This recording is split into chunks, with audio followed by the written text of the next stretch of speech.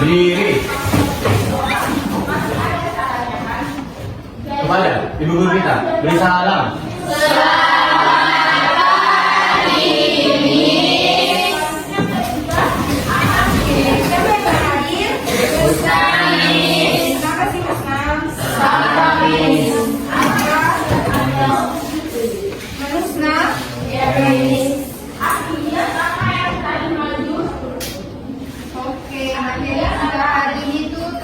Teks narasi. Ada yang pernah dengar apa itu teks narasi? Ada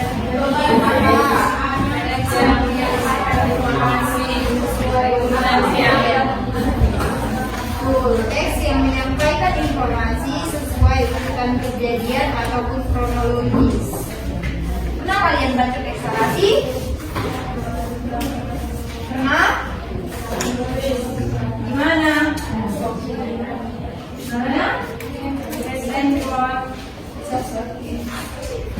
Yang pertama itu kita akan membahas tentang pengertian dari teks narasi.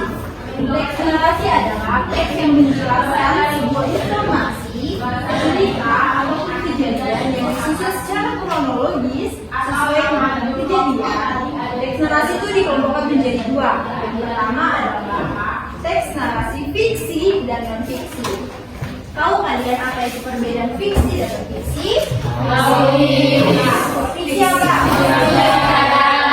Ternyata atau berdasarkan khayalan penulis. Sedangkan narasi non fiksi atau berdasarkan fakta. Tahu apa contoh dari narasi fiksi? Apa lagi?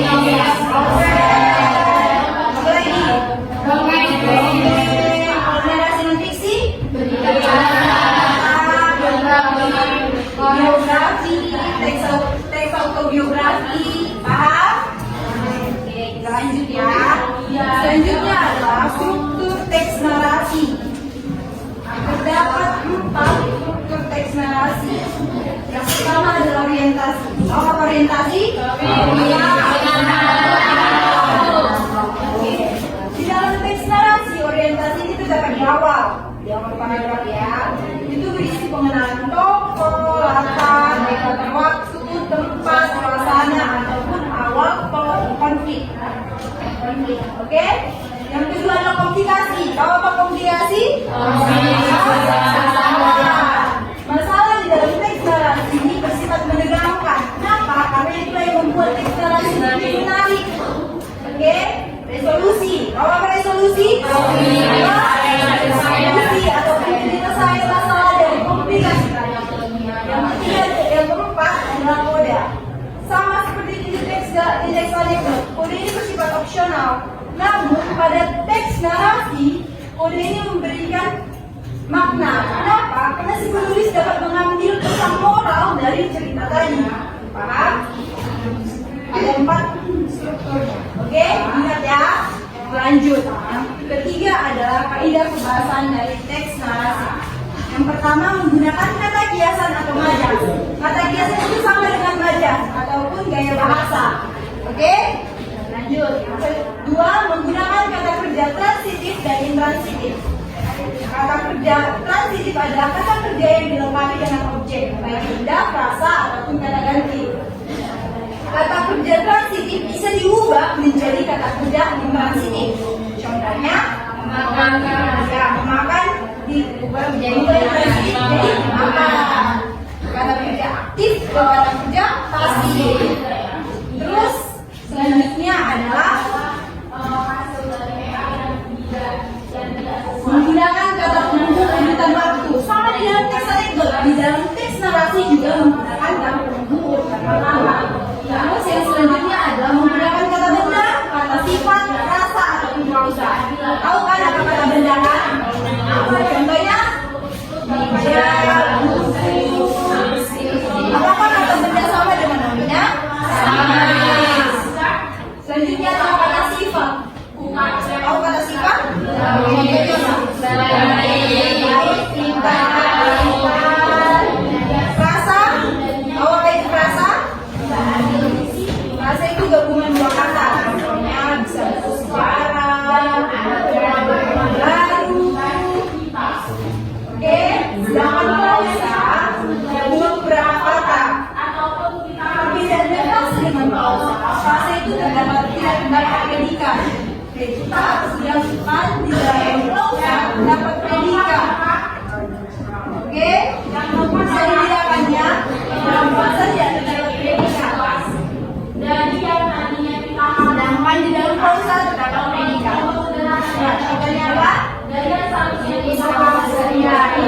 memasak di dapur. Contohnya itu kan ibu sedang memasak di dapur. Ibunya sebagai memasak sebagai dapur sebagai Oke. Selanjutnya kita akan menampilkan tentang contoh dari teks narasi. Perhatikan ya. Sebelumnya ada pertanyaan. Ada yang belum paham? Ada yang mau dipertanyakan atau Miss terlalu cepat menjelaskan? Ada? Ada? Lanjut.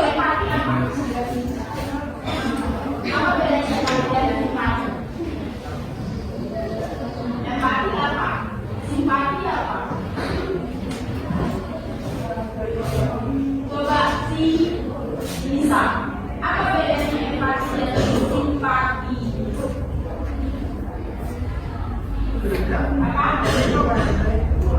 Apa simpati, guys? Yes, perasaan peduli. Kalau empatinya, apa bedanya? Apa simpati? Kalau empati, coba tadi di AI, apa bedanya simpati dan empati? Apa bedanya simpati dan empati?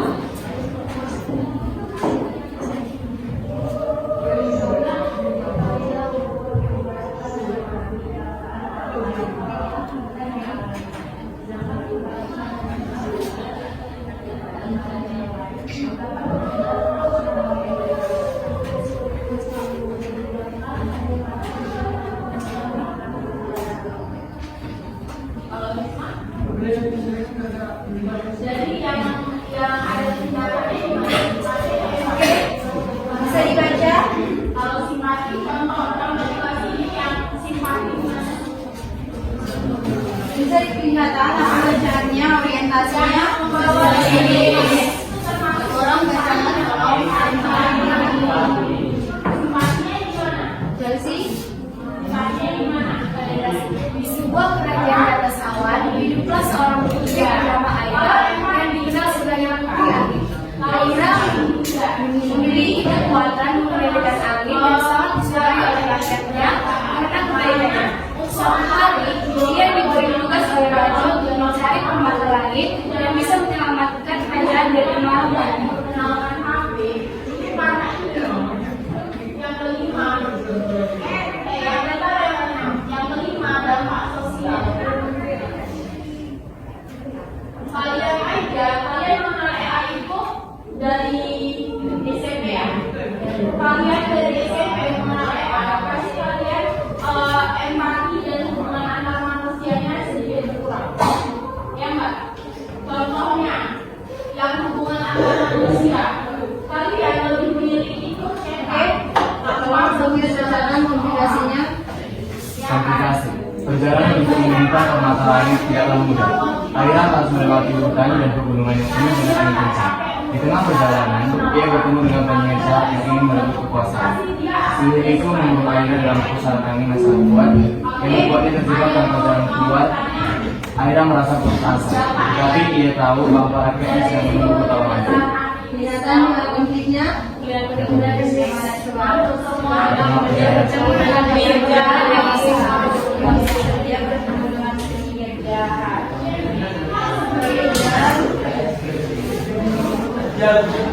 penyihir jahat. Oke, kayaknya ini bukan pembicaraan aja ya. Kayak kita ambil sebelum kita masuk ke tugas. Ambil fokus, ambil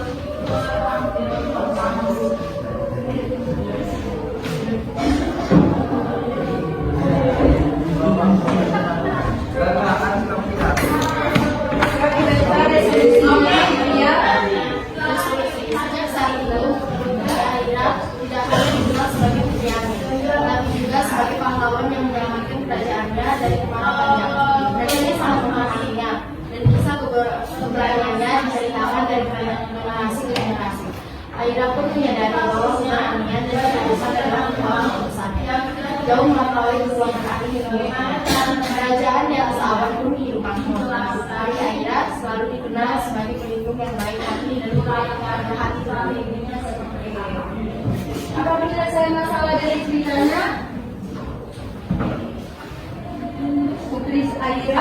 menjadi pahlawan yang telah menyelamatkan kerajaannya dari bala panjang, sehingga ia dihormati dengan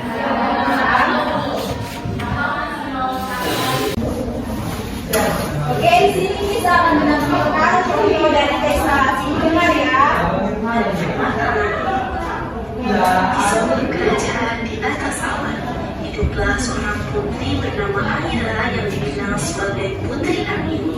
Aira memiliki kekuatan mengendalikan angin dan sangat disukai oleh rakyatnya karena kebaikannya. Suatu hari, ia diberi tugas oleh raja untuk menciptakan langit yang bisa menyelamatkan kerajaan dari kemarau raja.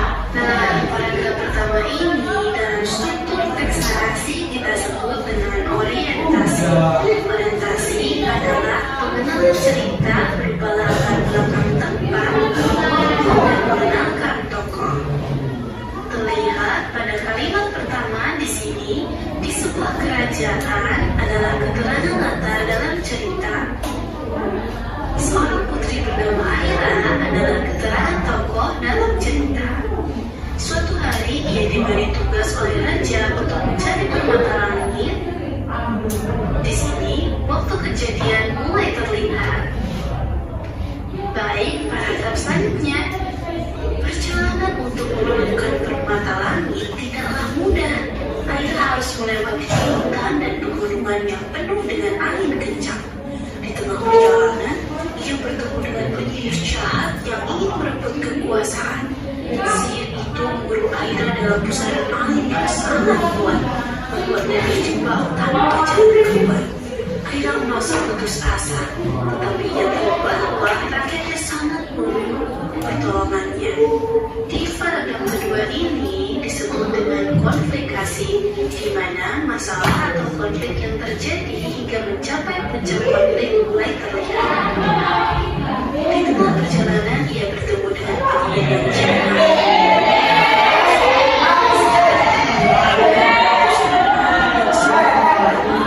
Ia terjebak tanpa jalan keluar.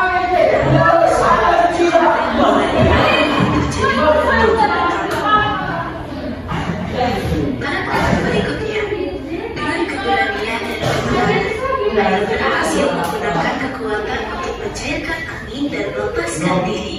Akhirnya ia menemukan permata langit di puncak gunung tertinggi. Permata itu memancarkan cahaya terang yang membuat awan gelap bersinar. Aira kembali ke kerajaannya dan berkata kepada raja. Seketika hujan turun dan menyemburkan kembali tanah-tanah yang kering. Kerajaan pun kembali damai dan Putri Aira dipuji atas keberaniannya. Paragraf ini kita sebut dengan resolusi, di mana konflik menurun dan solusi mulai terlihat. Dan bagi terlihat, Aira berhasil menggunakan kekuatan untuk mencairkan angin dan melepaskan diri. Akhirnya ia menemukan permata langit di puncak gunung tertinggi. Nah, kalimat tersebut sudah mulai terlihat di mana konflik mulai mereda dan Putri Aira telah menemukan solusi dalam permasalahannya. Baik, selanjutnya kita menuju paragraf terakhir. Sejak saat itu, Putri Aira tidak hanya dikenal sebagai Putri Angin, tetapi juga sebagai pahlawan yang menyelamatkan kerajaannya dari kemarau panjang. Rakyat sangat menghormatinya dan kisah keberaniannya diceritakan dari generasi ke generasi. Aira pun menyadari bahwa keberanian dan ketulusan adalah kekuatan terbesarnya, jauh melampaui kekuatan angin yang dimilikinya. Kerajaannya atas awan pun hidup makmur, dan Putri Aira selalu dikenal sebagai pelindung yang baik dan berhati teguh. Bagian ini kita sebut dengan koda. Koda bersifat opsional, berisikan pesan moral dari kisah tersebut. Baik, selanjutnya kita akan membahas tentang gaya kebahasaan yang terkandung. Silakan sudah ditampilkan contohnya. Ada pertanyaan? Paham? Kita masuk ke game. Ada pertanyaan? Paham ya? Oke, sekarang akan kita skip. Nama yang keluar adalah nama yang menjawab pertanyaan. Oke.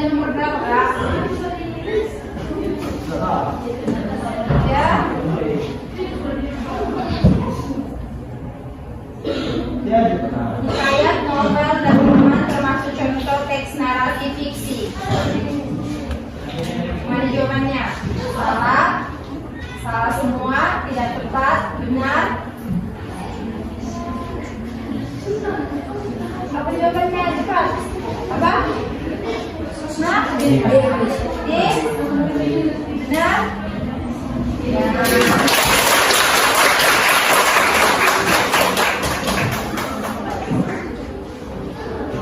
Spin lagi ya.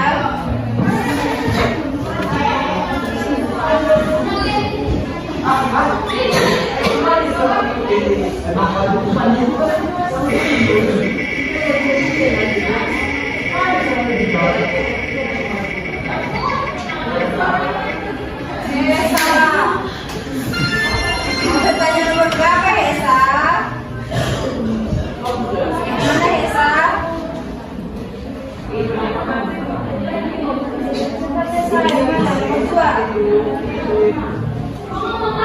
Teks narasi yang berisi cerita rekan atau khayalan disebut A. Fiksi, A. non-fiksi, B. hikayat, C. cerpen, D. fiksi. Apa ya? Salah.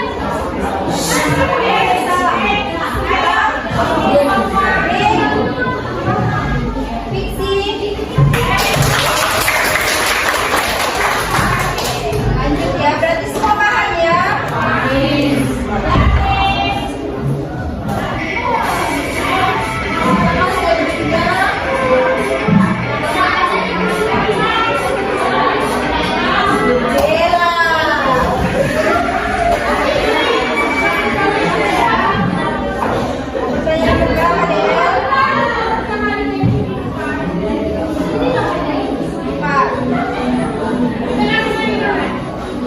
Bagian teks narasi yang berfungsi memperkenalkan tokoh, latar dan suasana disebut presentasi.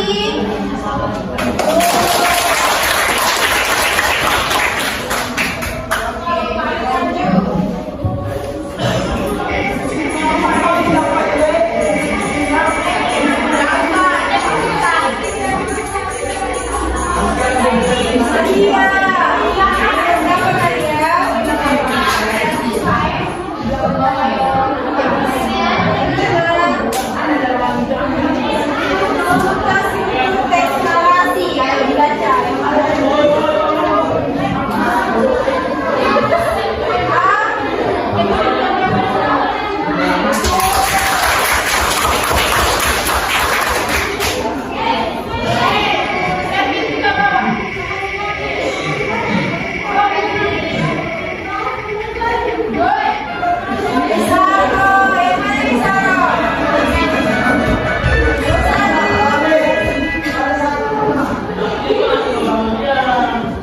Persekusi merupakan bagian teks narasi yang berisi pengenalan tokoh, tempat, dan waktu. Paham?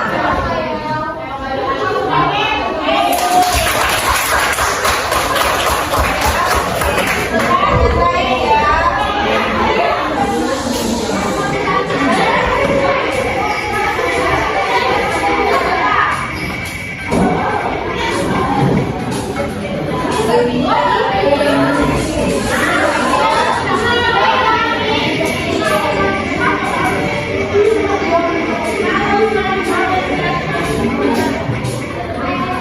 Gila, mana orangnya?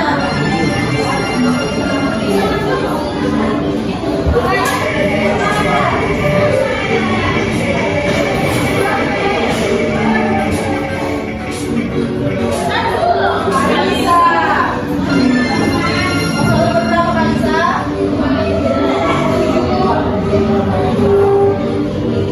Apa fungsi koda dalam teks narasi?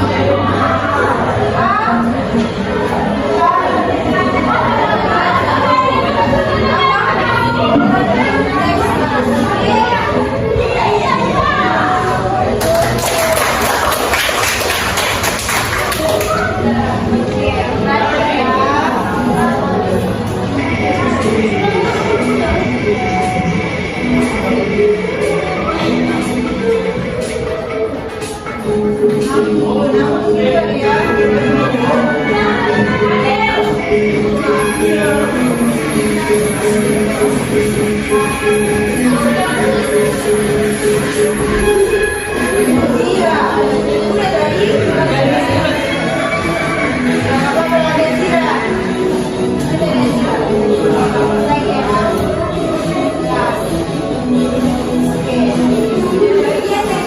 yang berisi penyelesaian masalah disebut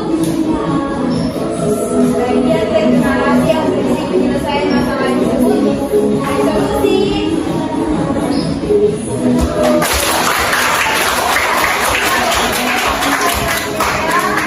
Oke, tugasnya membuat teks narasi sesuai struktur dan kaidah pembahasannya di dalam tugas.